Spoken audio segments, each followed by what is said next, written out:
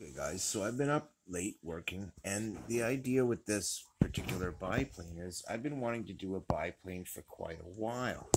Now, I've done a bunch of them, but I decided at one point that I was going to build myself a biplane.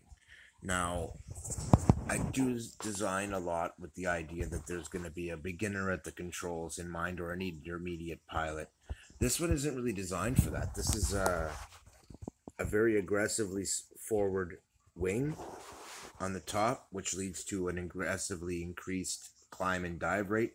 It's also swept back, which makes it a much faster proposition. It's also a very narrow wing that is quite long, making it very much a glider. It's a 1 foot long wingspan.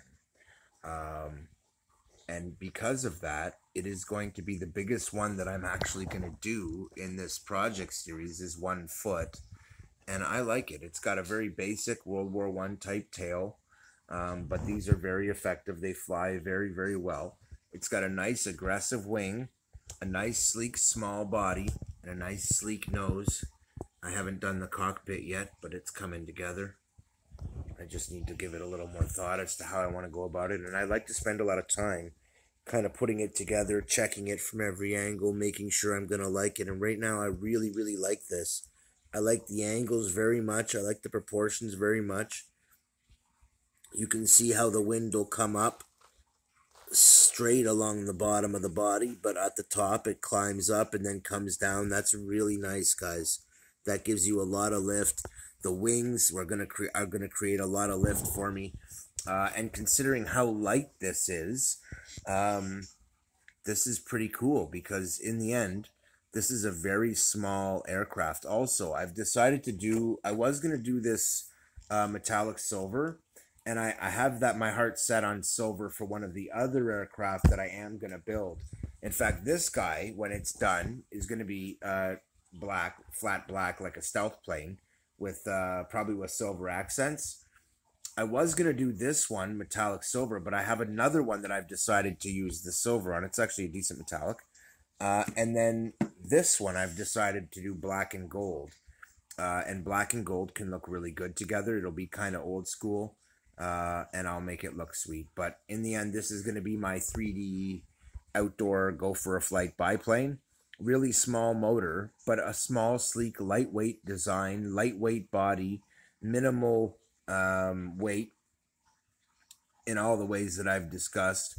And we're going to try and make this one run with nothing but the control surfaces. Now, one of the beautiful things about that is with an aircraft that is this size, as you can see, I just had it kind of very crappy quality double-sided tape together so that I can just remove components without hurting anything. And as you can see, I put a little bit of double-sided tape, so I could just come along, stick, one hand, stick, and there you go. I've done the same inside the body so that I can just take that and stick that together. And I recommend this for you guys big time because once you start to do this, you're going to keep doing it. And the reason it lets you very quickly, very easily, without damaging the phone, mock anything up. And I really like using this really cheap double-sided tape that won't stick anything together with a dam. That's perfect. Anyway, that's it for this one. This is going to be the RXD BP1. Now, I've given the other biplanes various names, but this is the number one. This is the fast, performance, aggressive, agile one. I'm going to start with a really small motor and prop because it's going to be kind of like a powered glider. It's not a very big propeller for this aircraft, and it's going to be a small motor. It's a bit undersized, but it's because it's basically got a glider wing for the size of the engine. My intent with this airplane isn't to make it fast. It's just to make it fun. It's to be able to go outside and do 3D flights with my biplane and just kind of do loops and rolls and have fun with it, cruise around the neighborhood. And that's about it. I don't want it to be super fast. In fact, my intention with this one is to make it flyable outdoors in my neighborhood, which means it can't be too fast. I don't want it to be 30 mile an hour. But for the smaller airplanes, that is the goal, to make them nice and fast. Most of the time, that's what I do. But in this case, I don't want to fly fast. I want to fly agile. Keith.